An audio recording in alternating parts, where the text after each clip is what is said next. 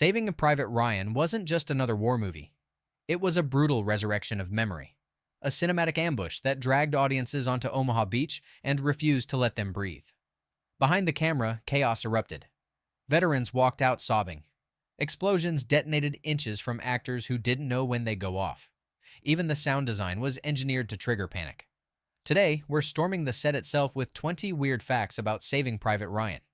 Secrets buried in the sand, inside scripts, and hidden in the screams.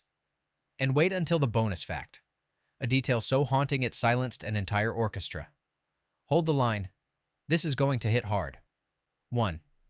Veterans couldn't handle it when the film opened in 1998. Theaters became battlegrounds. Veterans sat in silence, broke down in tears, or walked out mid-screening. The opening D-Day sequence was too real. Panic attacks, nausea, flashbacks. Spielberg didn't stylize the chaos. He ripped away filters, edits, and safety nets. One veteran later said, "I saw my friends again, and I couldn't stay in the room." For many, this wasn't cinema.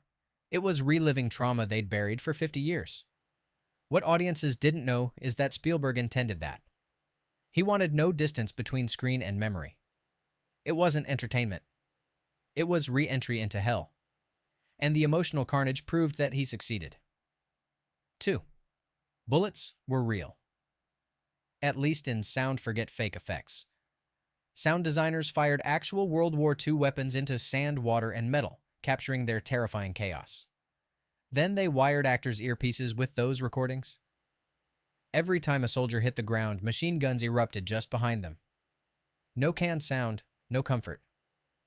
The panic on screen wasn't rehearsed. It was instinct. Spielberg understood something. Fear isn't acted, it's triggered. By turning sound into a weapon, he blurred the line between performance and survival. For the cast, it wasn't pretend to duck. It was duck or die. And when audiences recoiled in their seats, it wasn't because of volume. It was because the actors themselves had been jolted into terror, and the camera caught every second. 3 explosions with no warning. Those beach explosions? They weren't called out. Spielberg refused to give actors precise timing. Why? Because real soldiers never know when the world will detonate. Stunt coordinators placed marks, gave vague instructions, and then unleashed chaos. Sand sprayed, smoke erupted. Fake blood hit faces. One actor froze midline for 3 seconds, lost inside the shock. Spielberg didn't cut. He wanted instinct, not choreography. On dailies, you see soldiers stumble, collapse, and flinch with genuine fear. Audiences thought they were watching scripted carnage. In truth, they were watching actors' nervous systems short-circuit on camera. It wasn't just immersion. It was ambush. 4. The script was torn apart. The original draft had it all: a mission, a squad, a war. Too neat, too cinematic. Spielberg read it once and rejected it. He didn't want a polished war story. He wanted one that looked broken, like memory. Enter screenwriter Robert Rowe. Together they rebuilt the script with jagged silences, awkward pauses, and scenes that felt overheard instead of performed. Spielberg's rule: no tidy arcs. Only scars. The final screenplay read less like fiction and more like testimony. What audiences didn't know was that the story had been scraped raw on purpose. Not to entertain, but to wound. 5. Matt Damon was supposed to be a nobody. Spielberg needed Private Ryan to feel ordinary. Not a star. Not a face you'd seen on a poster. Enter Matt Damon. Young, earnest, almost anonymous. Perfect. But before the film's release, Good Will Hunting exploded. Damon became an Oscar-winning sensation overnight. By the time Saving Private Ryan hit theaters, audiences didn't see a blank slate. They saw Hollywood's newest star. Spielberg later admitted the irony.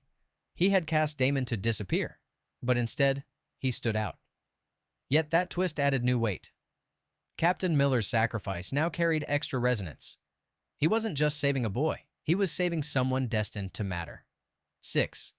Tom Hanks didn't negotiate. He accepted in silence. When Spielberg handed Tom Hanks the script, there were no salary talks, no contract debates, no scheduling conflicts.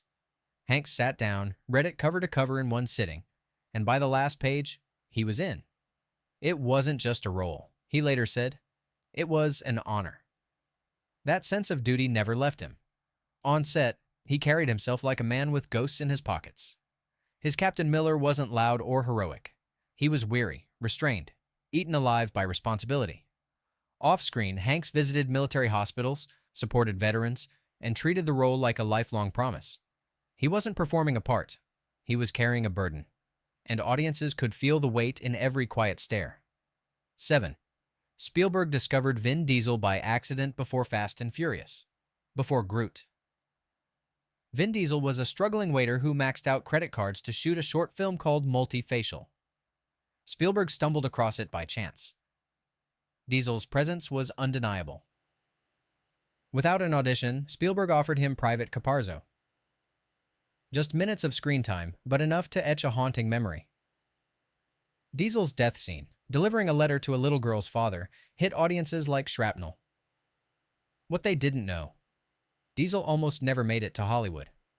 One self-funded short, one accidental viewing, one instinctual choice by Spielberg. And suddenly, Diesel wasn't just an extra. He was a face in one of cinema's most unforgettable war epics. 8th Boot Camp Bonding.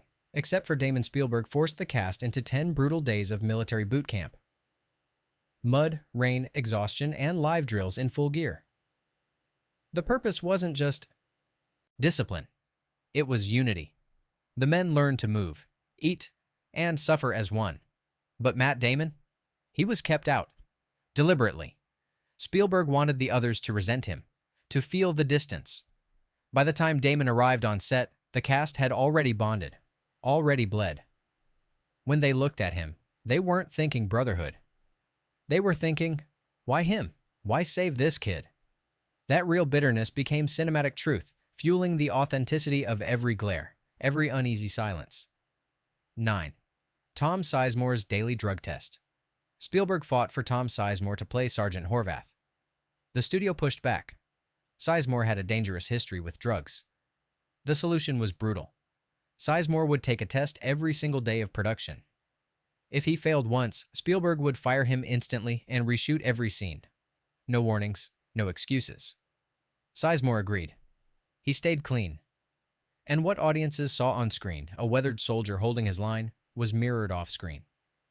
Sizemore later admitted that job kept him alive. Every morning, every test, wasn't just about keeping his role. It was about proving he could survive the war inside himself. 10th, Earn This, was improvised. The most famous line in the film wasn't in the script. In Captain Miller's final moments, Tom Hanks pulled Private Ryan close and whispered, "Earn this." Unplanned, quiet, completely in character. Spielberg froze, didn't even call for another take. That line became the moral backbone of the film. For audiences, it was devastating. For veterans, it was a reminder of the burden they'd carried for decades. 2 words, whispered into history. And here's where I pause.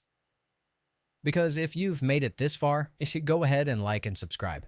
You'll want to stick around because what comes next isn't just behind-the-scenes trivia, it's the untold cost of making memory look real. 11. No music on Omaha Beach. John Williams wrote the score, but Spielberg made a daring call. Silence during the landing sequence. No violins, no drums, no cinematic cushion.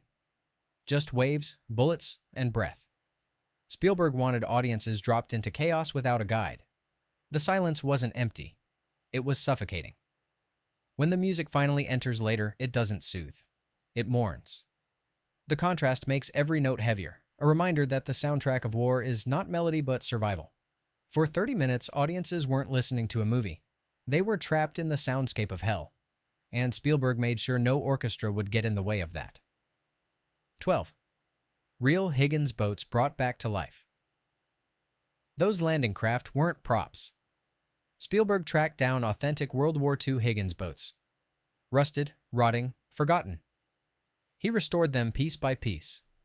Working ramps, armored sides, engines that still cut through water. When the cast stepped inside, they weren't climbing into replicas. They were boarding history. The metal was cold. The weight was suffocating. The ramps slammed down just as they had in 1944. For the actors, that first drop into gunfire didn't feel staged. It felt ancestral. Spielberg didn't want set design. He wanted relics. He wanted those boats to remind everyone, on set and in the audience, that they were built for one purpose: to deliver boys into hell. 13th tank traps were historically accurate. Those jagged metal X's scattered across the beach, Czech hedgehogs, were no Hollywood invention. They were real tank traps, designed to stop landing craft. In 1944, the Germans expected the Allies to land at high tide, when the water would hide the obstacles. Instead, the Americans struck at low tide, exposing every brutal inch. Spielberg studied historic photographs and had replicas built with merciless precision. When the ramps dropped, actors weren't just charging across sand. They were slamming headfirst into authentic barricades. Those twisted shapes weren't background dressing. They were silent killers. And in Spielberg's lens, they became another enemy, cold steel, waiting for flesh. 14. Private Ryan was real. Almost Private James Ryan wasn't a Hollywood invention. He was inspired by Fritz Nieland, an American soldier who lost 3 brothers in the war. The U.S. military pulled him out immediately, terrified his mother would lose all her sons. Screenwriter Robert Roda found Nieland's story buried in a war history book and couldn't shake it. Was it worth risking 8 men for one? Spielberg leaned into that impossible moral dilemma. He didn't just adapt history, he sharpened it. The real Nieland survived the war and went home. But his story left behind a question no uniform could answer. What does one life cost? 15th. Filming among the dead at Normandy Cemetery. The film's closing moments were shot on sacred ground, the Normandy American Cemetery. Real graves. Real silence. Spielberg refused sets or replicas. Every white headstone marked a soldier who never came home. The crew kept their voices down, their equipment minimal. Just one camera, following a man through history. The final image, an old Ryan saluting, a flag waving in the wind, wasn't staged spectacle. It was reverence. For Spielberg, the ending wasn't about closure. It was about continuity. The film began in chaos, but it ended in stillness, on real soil, with ghosts watching. The story didn't close. It folded into memory. 16. A box office battlefield. Saving Private Ryan didn't just dominate critics, it crushed the box office. By the end of 1998, it had grossed over $480 million worldwide, second only to Armageddon. But in the war genre, it stood unmatched. For nearly 2 decades, it held the record as the highest-grossing World War II film, until Nolan's Dunkirk arrived almost 20 years later. Studios had doubted it. Too violent, too long, too bleak. But audiences poured in, wave after wave. Families, veterans, first-timers. No one left the theater untouched. This wasn't just a financial success.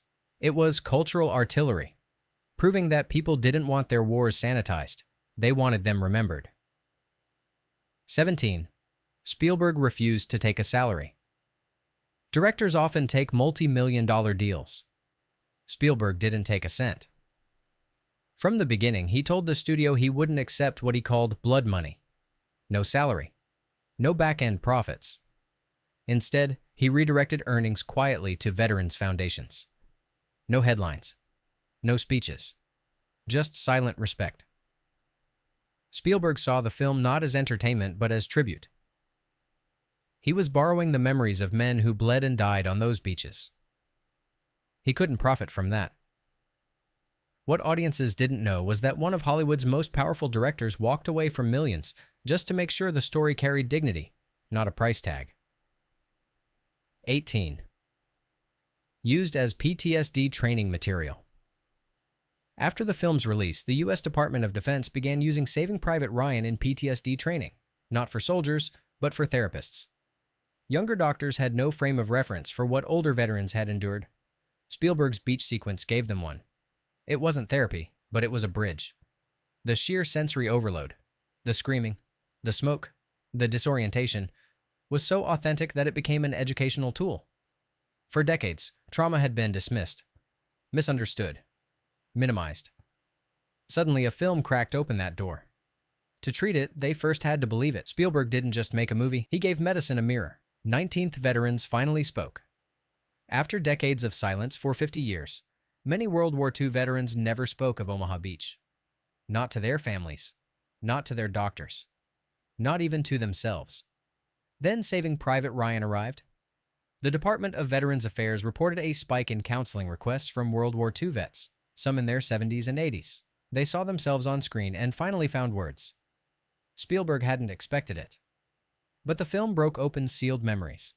What audiences didn't see was what happened afterward. Thousands of quiet conversations at kitchen tables, late-night phone calls, and counseling sessions that never would have existed without the film's brutal honesty. 20th. A letter that stopped an orchestra. During soundtrack recording, John Williams asked Tom Hanks to read aloud the real Bixby letter. Abraham Lincoln's words to a mother who lost 5 sons in the Civil War. No cameras. No rehearsal. Just Hanks, standing before the Boston Symphony Orchestra. As he read, the musicians slowly lowered their bows. No one moved. No one breathed. By the final line, the room was paralyzed in grief. Not a note was played. That moment never made it into the film, but it lived inside the score. Every mournful chord carries the echo of silence that fell that day. It wasn't performance. It was collective mourning. Bonus fact: the film returned 25 years later. In 2023, Saving Private Ryan stormed theaters again, this time for remembrance, not profit. To mark its 25th anniversary and the approaching 80th anniversary of D-Day, select cinemas across the U.S. re-released the film. Veterans brought their families. Younger generations watched it for the first time on the big screen. Some arrived with sons. Others arrived in silence. The movie hadn't changed, but the world had. No longer a fresh trauma, it became a living memory, passed between generations. And as the theater went quiet once more, the waves of Omaha still rolled. One voice still asked, "Tell me I have led a good life." The question hadn't aged. It had deepened. Saving Private Ryan wasn't made to entertain. It was made to wound, to honor, to remind. Spielberg's film began in chaos and ended in silence. Not with glory, but with memory. Behind the cameras, actors froze in terror. Explosions erupted without warning, and directors refused to cash a paycheck.